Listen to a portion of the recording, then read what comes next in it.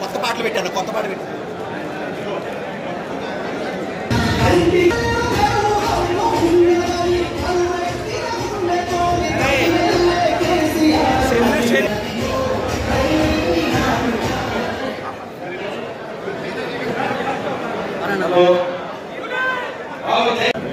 మన అభ్యర్థి మన అధినేత కేసీఆర్ గారు వారిని ప్రకటించడం జరిగింది. వారి విజయాన్ని ప్రజలకు అందించిన ఒక గొప్ప వ్యక్తి మన మాజీ మన ఆర్థిక వైద్య ఆరోగ్య శాఖ మంత్రులు తన్నీరు హరీష్ రావు గారిని మన అందరితో స్వాగతం పలుకుతూ ఏమనుకోకుండా చాలా మంది వచ్చారు. ఒకసారి మరి రాకేష్ రెడ్డి గారు కూడా ఎంతమంది వచ్చిన చేతులు లేపాల. మన ఓటర్లు అంతే సేవ చేయొచ్చు, సేవ చేయాలనే సంకల్పం తప్పన ఉంటే ఏదైనా సాధ్యమే అవుతుందని చెప్పి టీవీలో చూసారు. మన మీద అభిమానంతో మరి హైదరాబాద్ నుంచి వచ్చిన ప్రవీణ్ కుమార్ గారికి మనందరి తరఫున హృదయపూర్వక నమస్కారం. వెనక హాస్కి లాస్ట్ దాచుకుంటున్నారు, అదే పాఠశాల లేపింది. ఓకే, అందరికి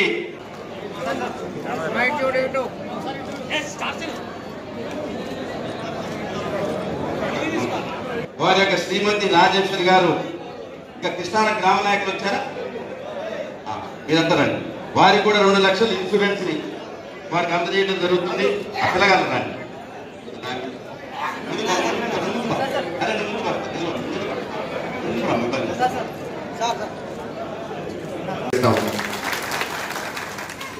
మిత్రులారా, మీ అందరిని చూసిన తర్వాత నాకైతే నమ్మకం వచ్చింది. గెలుపు ఖచ్చితంగా బీఆర్ఎస్ పార్టీది, రాకేష్ రెడ్డి. ఈ సీటు మన సీట్. మొదటి నుంచి గులాబీ జెండా పుట్టినప్పటి నుంచి ఈ సీటు బీఆర్ఎస్ పార్టీ గెలిచింది. అది దిలీప్ గారు కావచ్చు, పల్లా రాజేశ్వర రెడ్డి గారు కావచ్చు, రేపు రాకేష్ రెడ్డి గారు కావచ్చు. ఖచ్చితంగా ఈ సీటు మనది. మీరు పల్లా గారికి వేసిన ఓటు వృధా కాలేదు. పల్లా గారిని మీరు 2 సార్లు గెలిపించారు. ఆయన మీ కోసం, నిరుద్యోగుల కోసం, కాంట్రాక్ట్ ఉద్యోగుల కోసం, కాంట్రాక్ట్ లెక్చరర్ల కోసం, ఉపాధ్యాయ ఉద్యోగ సమస్యల కోసం నిరంతరం కృషి చేసి మీ అందరి పక్షాన పనిచేసి మంచి పేరు తెచ్చుకున్నాడు. పల్లా ఎట్లయితే పనిచేసినాడో రాకేష్ రెడ్డి గారు కూడా అంటే బాగా పనిచేయగలిగే మంచి విద్యావంతుడు, బాగా పనిచేసి మీ అందరికీ అందుబాటులో ఉండగలుగుతాడు. ఆలోచించండి. ఇక ఏ రకంగా చూసినా, ఇవాళ మనకి రాష్ట్రంలో ఏ రకంగా చూసినా, అభ్యర్థుల పరంగా చూసినా, పార్టీ పరంగా చూసినా ఇలా రాకేష్ రెడ్డి గారు గెలవాల్సినటువంటి అవసరం ఉంది. కాంగ్రెస్ పార్టీ దాని నిజ స్వరూపం బయటపడ్డది. 6 నెలల్లోనే కాంగ్రెస్ పార్టీ దాని మోసాలన్నీ కూడా బట్టబయలేదు. అందరినీ మోసం చేసింది. మహిళలకు మోసం, నిరుద్యోగులకు మోసం, విద్యార్థులకు మోసం, ఉద్యోగులు ఉపాధ్యాయులను మోసం చేసింది. ఒక్క హామీ అయినా నిలబెట్టిందా మీరు ఆలోచించండి. చెప్పిందేమో చేస్తాడంత, చేసిందేమో ఆవగించంత. 6 గ్యారెంటీలు అన్నారు. బాండ్ పేపర్ల మీద రాసి మీ అందరి చేతుల్లో పెట్టారు, నమ్మించారు. నమ్మి గెలిచిన తర్వాత ఇవాళ చేతులు ఎత్తింది కాంగ్రెస్ పార్టీ. ఏం చెప్పారు? 6 అయినాయట. 5 అయినాయా? 6 అయినాయి అంటున్నాడు రేవంత్ రెడ్డి. అయినాయే? మీరే చెప్పాలి. మొదటి హామీ మహిళల ఇల్లు వచ్చినాయా? ఒక్కటి కూడా అమలు కాలేదు. అందరినీ మోసం చేశారు. ముఖ్యంగా విజ్ఞానవంతులు, మేధావులు, విద్యావంతులు, గ్రాడ్యుయేట్లు ఇలా మీరు ఆలోచించారు. ఇక్కడ కాంగ్రెస్ పార్టీ ఓడిపోతే ఉన్న గవర్నమెంట్ పడిపోతుందా? కాంగ్రెస్ గవర్నమెంట్ ఏం పడిపోదు. కానీ గ్యారంటీల అమలు విషయంలో మొద్దు నిద్రపోతున్న ఈ కాంగ్రెస్ ప్రభుత్వాన్ని మనం తట్టి లేపిన వాళ్ళం అవుతాం. బిడ్డ నువ్వు అమలు చేయలేదు కనుకనే నిన్ను ఓడగొట్టినమని వాళ్ళకి కళ్ళు తెరిపించాల్సిన అవసరం. ఇలా విద్యార్థులకు ఏం చెప్పారు? 5 లక్షల విద్యార్థి భరోసా కార్డు ఇస్తామన్నారు. అమ్మాయిలకు స్కూటీలు ఇస్తామన్నారు. భరోసా కార్డు లేదు, స్కూటీ ముచ్చట లేదు. నిరుద్యోగ యువతకు ఏం చెప్పారు? 4,000 నిరుద్యోగ వృత్తి ఇస్తామన్నారు. అంతేకాదు నిరుద్యోగులకు మెగా డిఎస్సి ఇస్తాం, 2 లక్షల ఉద్యోగాలు నింపుతాం, ₹1 ఫీజు లేకుండా మీరు దరఖాస్తులు పెట్టచ్చు అన్నారు. ఒక్కటన్నా అమలైందా? ఇలా ఒక్క ఉద్యోగ నోటిఫికేషన్ ఇచ్చారా? మరి ఏం చెప్పారు? నిరుద్యోగులకు 2 లక్షల ఉద్యోగాల జాబ్ క్యాలెండర్ ఇస్తామన్నారు. 6 నెలలైనా ఏమైంది మీ జాబ్ క్యాలెండర్ అని అడుగుతాం. 6 నెలల్లో జాబ్ క్యాలెండర్ ఎందుకు ఇవ్వలేదో ఇలా కాంగ్రెస్ పార్టీ సమాధానం చెప్పాల్సిన అవసరం. మొన్న మేము అసెంబ్లీలో అడిగినాం, నిరుద్యోగ వృద్ధి ఇస్తామన్నారు కదా, ఎప్పటి నుంచి ఇస్తారు అని అడిగినాం. ఎప్పటి నుంచి ప్రారంభమైందని అడిగాం. మీ జిల్లా మంత్రి ఉప ముఖ్యమంత్రిగా ఉన్న భట్టి గారు లేచి అంటాడు, మేము ఎలక్షన్లలో నిరుద్యోగ వృద్ధి ఇస్తామని మాట ఇయ్యలేదు అంటాడు. ఇచ్చిందా లేదా? రాహుల్ గాంధీతో చెప్పించారు, ప్రియాంక గాంధీతో చెప్పించారు. మేము గెలవంగానే 4,000 నిరుద్యోగ వృద్ధి ఇస్తామని రేవంత్ రెడ్డి చెప్పిండు. కాంగ్రెస్ మేనిఫెస్టోలో పెట్టిండు. గెలిచినాక అసెంబ్లీలు అడిగితే చేతులెత్తింది కాంగ్రెస్ పార్టీ. ఈ చేతులెత్తిన కాంగ్రెస్ కు బుద్ధి చెప్పాలంటే నిరుద్యోగ యువకులారా గెలిపించండి. రేపు కాంగ్రెస్ మెడలు వచ్చి ఆ నిరుద్యోగ వృద్ధి వచ్చే విధంగా మేము ప్రయత్నం చేస్తాం. అదేవిధంగా ఉపాధ్యాయ ఉద్యోగులను మోసం చేసినారు. మేనిఫెస్టోలో మేము డిఏలు ఇస్తామన్నారు, 4 డిఏలు ఇస్తామన్నారు. గెలిచి 6 నెలలైనా ఉద్యోగస్తులకు ఇచ్చే డిఏ ఇప్పటిదాకా ఇయ్యలేదు. 4 డిఏలు పెండింగ్ లో ఉన్నాయి. ముఖ్యమంత్రి మీటింగ్ పెట్టి రేపటి కేబినెట్ మీటింగ్ లో నిర్ణయం తీసుకుంటాం, మీ డిఏలు ఇస్తామని చెప్పింది. కానీ ముఖ్యమంత్రి మాట ఇచ్చినా మేనిఫెస్టోలో పెట్టినా ఇవాళ ఉపాధ్యాయ ఉద్యోగులకు డిఏలు రానటువంటి పరిస్థితి ఉన్నది. ఉపాధ్యాయుల మీద లాఠీ చార్జ్ చేస్తా ఉన్నారు. అన్ని రకాలుగా ఈరోజు కాంగ్రెస్ నిజ స్వరూపం బయటపడ్డారు. ఒక్కటే ఆలోచించాలి మేధావులు, మీరంతా గ్రాడ్యుయేట్లు. రేపు మేము అసెంబ్లీలో పోరాటం చేయాలి. రేపు మేము పోరాటం చేయాలంటే ప్రశ్నించే గొంతు రాకేష్ ని గెలిపిస్తే రేపు మేము గట్టిగా కొట్లాడగలుగుతాం. బిడ్డ, నువ్వు నిరుద్యోగులను మోసం చేసినావు, ఉపాధ్యాయ ఉద్యోగులను మోసం చేసినావు, విద్యార్థులకు అన్యాయం చేసినావు. మహాలక్ష్మి ఇవ్వలేదు కనుకనే మేధావులంతా నిన్ను ఓడగొట్టిందని బల్ల గుద్ది రేపు అసెంబ్లీలో మాట్లాడగలుగుతాం. లేదంటే రేవంత్ రెడ్డి ఏమంటాడు, ఏమై హరీష్రావు నువ్వు బాగానే మాట్లాడుతున్నావు, నేను 2,500 ఆడపిల్లలకి ఎక్కొట్టినా, తులం బంగారం ఎక్కొట్టినా, నేను నిరుద్యోగ వృత్తి ఎక్కొట్టినా, రుణమాఫీ ఎక్కొట్టినా, అయినా నాకే ఓట్లేసింది అంటారా? రేపు అవన్నీ అమలు కావాలంటే ఇగో కాంగ్రెస్ బుద్ధి చెప్పిండ్రు. నీ అబద్ధాలను, నీ మోసాలకు గ్రాడ్యుయేట్లు మేధావులు నీకు బుద్ధి చెప్పిండ్రు అని నేను చెప్పగలిగితే అప్పుడు వాళ్ళు కన్ను తెచ్చే అవకాశం ఉంటుంది. ఆలోచించండి. మల్లన్న సంగతి ఏందో ప్రవీణన్న చెప్పిండు. ఇక నేను మళ్ళా దాని గురించి చెప్పాల్సిన అవసరం లేదు. మరి ఇంత మంచి అభ్యర్థి ఉండగా మనం అటువంటి వాళ్ళకి ఓటు వేయడం అవసరమా? ఇక ఏమైంది? మీరందరూ కూడా వ్యవసాయ కుటుంబాల నుంచి వచ్చిన వాళ్ళు.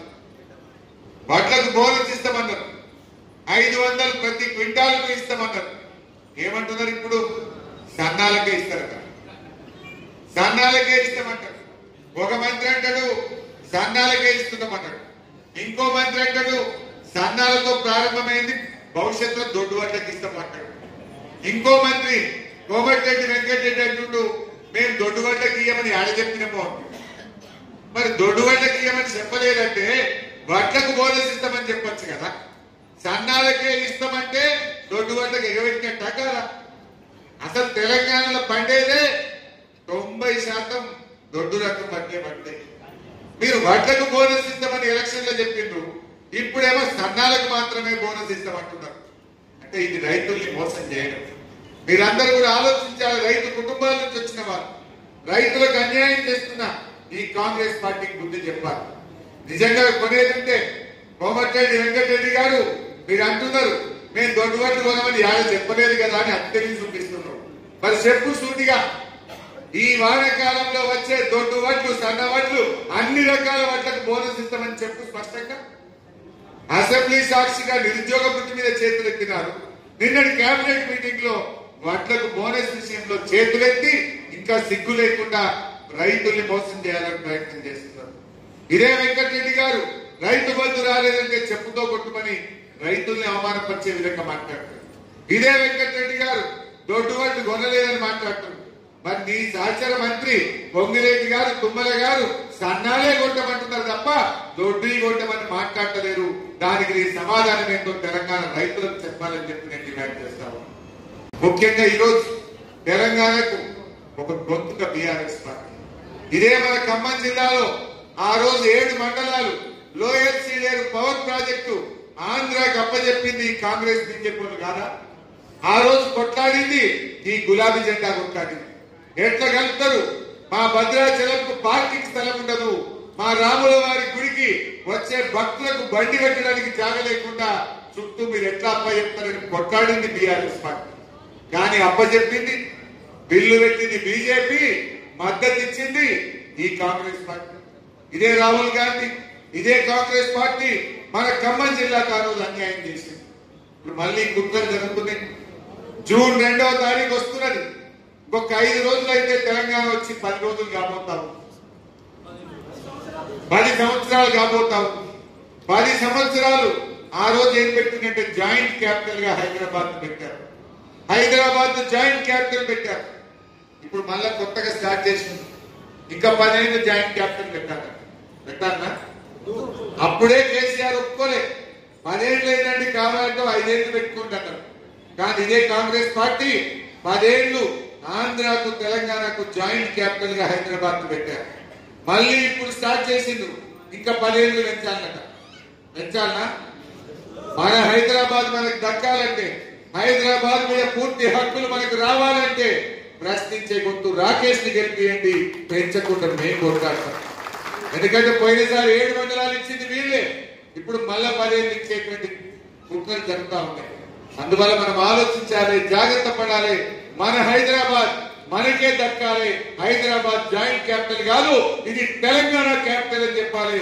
అంటే మీరందరూ కూడా బీఆర్ఎస్ పార్టీని గెలిపించారు. వాళ్ళకి రాజకీయం, కానీ కేసీఆర్ ది తెలంగాణకు పేగుబంధం, బీఆర్ఎస్ పార్టీని పేగుబంధం. పోరాటాలు చేసి చావు నోట్లో తలబెట్టి తెలంగాణ తెచ్చింది కేసీఆర్. అందుకే తెలంగాణ హక్కుల కోసం, తెలంగాణ ప్రయోజనాల కోసం నిజాయితీగా పోరాడే ఒకే ఒక్క పార్టీ బీఆర్ఎస్ పార్టీ. కాంగ్రెస్ వాళ్లకు ఎంతసేపు అధికారం కుర్చీలు, ఢిల్లీలో అధికారం, గల్లీల అధికారం, రాష్ట్రంలో అధికారం మీద యావ తప్ప తెలంగాణ హక్కులు పట్టేది. నిజంగా ఆ రోజు మీరు గట్టిగా రాజ్యసభలో బిల్లును అడ్డుకుంటే 7 మండలాలు ఇవాళ ఆంధ్రకు పోవునా అని నేను అడుగుతా ఉన్నా. 7 మండలాలు అప్పచెప్పడంలో దొందే ఈ కాంగ్రెస్ బీజేపీలు కలిసే ఈ ఖమ్మం జిల్లాకు, తెలంగాణకు తీవ్రమైన అన్యాయం చేశారు. ఇలా బీజేపీ కొత్త కుట్ర చేస్తుంది. హైదరాబాద్ కేంద్ర పాలిత ప్రాంతం చేస్తారట, హైదరాబాద్ యూటీ చేస్తారట. హైదరాబాద్ లేని తెలంగాణ ఉంటదా? తలలేని మొండం లాంటి తెలంగాణ అవుతుంది. తలలేని మొండమైపోతాం మనం. హైదరాబాద్ లేకపోతే ఖమ్మం అభివృద్ధి ముందుకు పోతుందా? సత్తుపల్లి అభివృద్ధికి నిధులు అందుతాయా? ఇవాళ కుట్రలు జరుగుతూ ఉన్నాయి. బీజేపీ కాంగ్రెస్ వాళ్ళు మన హైదరాబాద్ యూటీ చేయాలని, హైదరాబాద్ మరో 10 ఏళ్ళు జాయింట్ క్యాపిటల్ చేయాలని కుట్రలకు తెరతీస్తా ఉన్నారు. మీలాంటి విద్యావంతులు, మేధావులు, ఉద్యోగులు, ఉపాధ్యాయులారా తస్మాత్ జాగ్రత్త, ఆలోచించండి. తెలంగాణ కోసం పుట్టిన పార్టీ బీఆర్ఎస్, తెలంగాణ హక్కుల కోసం పోరాడే పార్టీ బీఆర్ఎస్, తెలంగాణ తెచ్చిన పార్టీ బీఆర్ఎస్. రేపు తెలంగాణ ప్రయోజనాలను నిక్కచ్చిగా నిగ్గుదీసి పార్లమెంట్ లోనైనా, శాసన మండలిలోనైనా, శాసనసభలోనైనా పోరాడే పార్టీ బీఆర్ఎస్ పార్టీ. అందువల్ల ఈ బీఆర్ఎస్ ను కాపాడుకునే బాధ్యత, బీఆర్ఎస్ ను గెలిపించే బాధ్యత మీ అందరి మీద కూడా. ఆనాడు కేసీఆర్ ను అరెస్ట్ చేసి ఖమ్మం జైల్లో పెడితే, ఖమ్మం ఆసుపత్రిలో పెడితే కేసీఆర్ ను కాపాడుకున్నది, కేసీఆర్ కు అండగా నిలిచింది ఈ ఖమ్మం జిల్లా ప్రజలు, ఈ ఖమ్మం జిల్లా ఉద్యోగులు, న్యాయవాదులు, మేధావులు.